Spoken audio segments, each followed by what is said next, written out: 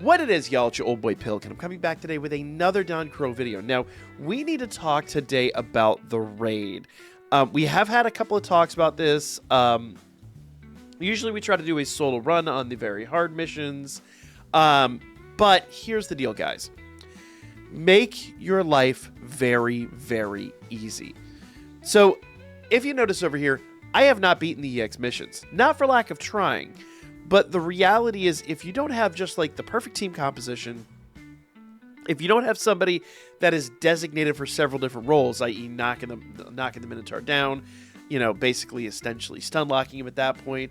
If you don't have somebody that's, you know, basically like your shield that's putting up, you know, all the barriers and everything, you're going to have a really rugged time, if not maybe even be completely incapable of defeating this. It is a really, really real thing. And if one person fails to show up and do their job, or you miss a shot, or you just kind of let him go, he is strong enough that with certain hits, he could one-shot the vast majority of units that you would be using in this raid. So the EX missions are extremely, extremely, extremely hard. And a lot of people, I think, are getting flustered and not running it just because of that. Now, I'm here to tell you, while we've gotten really close on EX, as I said, if one person messes up, that's the end of it. So after a while, I just stopped doing it. It just became not worth the effort because it takes so long, and it is such a specific process to beat those EX missions that it's not really worth it. So let's talk about the point system here, because that's kind of the most important factor here. So obviously with the lowest end you get 50 points, the mid you get 100, with the very hard you get 200. Now that would kind of take the EX that you get 400, you actually get 500. You get a ton of points if you're able to pull it off. But here's the deal. This will take you almost to the end of the clock with most teams you can run, unless you like straight up full on whale teams. Like if you have all 4 people on your team, flat out, you know, ML beat all the units and everything's perfect, sure, you'll probably do it in 2 minutes. However, with the very hard, with randos, you could beat this in 30 seconds. You could beat it by yourself in the 3-minute time limit. This is, in fact, we kind of almost came close with the early runs. If you guys want to see a solo run, this does go away in 24 hours, so let me know in the comments. We could pump one out tonight and kind of give you guys some strategy. But I would highly recommend, to be honest with you, just run this with 3 randos. 100%. Run these very hards with 3 randos. And here's why I say that. If you haven't been paying attention to the missions, as you go down here, you just get a bunch of different things. But once you get all the way down here to 10K, which I know is a lot, it really is a lot. But once you get down here to 10K, and I just passed it, you actually do get our first ever free to play unit. And I actually went a little beyond that, because you do get a lot of upgrade mats and things like that. I've got a few missions here left that I need to pump out this evening, but those upgrade mats and that free to play unit are actually vitally important. So let's talk about this. The free to play unit is our first, actually I guess our second Xenos. But our first Xenos aside from Winnie in the game. And that, of course, is lead. And this guy, let's take a look at his stats. I'll be honest with you, I haven't actually looked 100% at his stats. But check that out. At level 80, power 10,000, HP 10,000, strength 754, int 723, vitality 424, and dex 276. Let's look at his stats, because I'll be completely honest here. I just haven't done this yet. I've been saving this for the video, so I'm going to give you guys my raw reaction to what he does here. Okay, normal attack. Attack multiplier of 144. 4 consecutive front-facing AoE attacks. Grants own unit 4% damage increase for 15 seconds on the 4th attack, which makes sense. Damage increase can be stacked up to 8 times. Effective duration resets upon multiple activations. Okay. Skill 1, attack multiplier 180%, cooldown 400, 3 consecutive front-facing AoE attacks, grant percentage recovery 5% of max HP and 75% special move damage increase, that's actually really good, to own unit on for 20 seconds for 1 time. Special move damage increase can be stacked up to 2 times. Effective duration resets upon multiple activations. So, So far, really rock solid. Now, Technique 2, Attack Multiplier 432, cooldown 800, single round AoE attack, grants 15% strength status increase to own unit.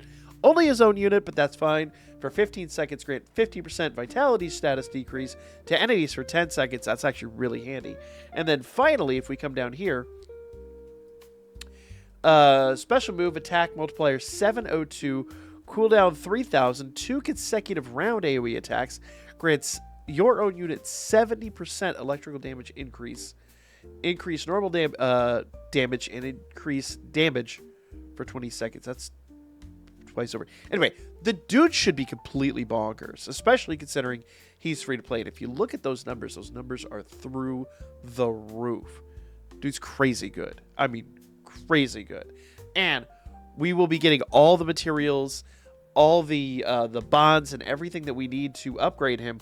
We will be getting completely free to play. Now, you can pay the rainbow gems to upgrade it, but I would highly recommend against that, unless you're someone that just is like completely insane and wants to max him today. I don't know why you would. He's free to play. Save those gems for somebody that's a little more, rare to come by. For me, there's a reason I'm sitting at 18. That's because I'm looking to always upgrade my anniversary bell, who just flat wouldn't get bonds. But you get all the upgrade materials, all the limit break items, everything you need is dropping free to play. The downside to all this is we are going to have to wait at least a couple more raids before we can get him up to level 80, but pretty much everything you need is free to play. He has his own ability board items. I think I'm a little behind on these. I think I missed some mats, unfortunately, in the prior event, but there are mats in the current exchange for Battle Arena, so make sure you snag those. And I think I missed the ones in the previous Battle Arena, but that's completely on me. Between the holidays and all that, it slipped between the cracks. And of course, if you come down here in the raid exchange, this is where you get all the mats to get him upgraded. So make sure you snag all of this. Now, these go away on the 6th, but the raid itself actually goes away tomorrow. So, here's the deal.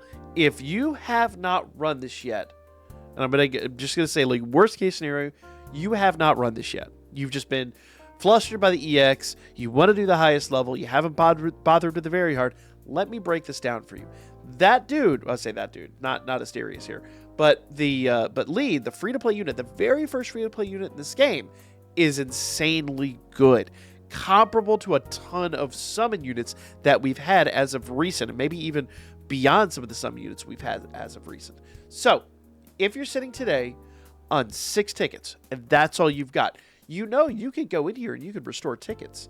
It's 30 Sealess to restore tickets. So, let's do a little quick maths. So, let's put everything into perspective here real quickly. If you today just jump on this for the very first time, it is 50 runs, but I'll be completely frank with you. We did this last night on stream in about 3 hours. I only had about 4,000 runs in here because of the holidays, because the attempts of the EX missions and things like that. I only came in this with about 4,000 runs. So I need to go all the way from 4,000 to 10K. We did it in 3 hours on stream. It really wasn't that big of a deal. And we did a ton of other things on stream. So that wasn't even just raw running it like that. This was just very casual, right?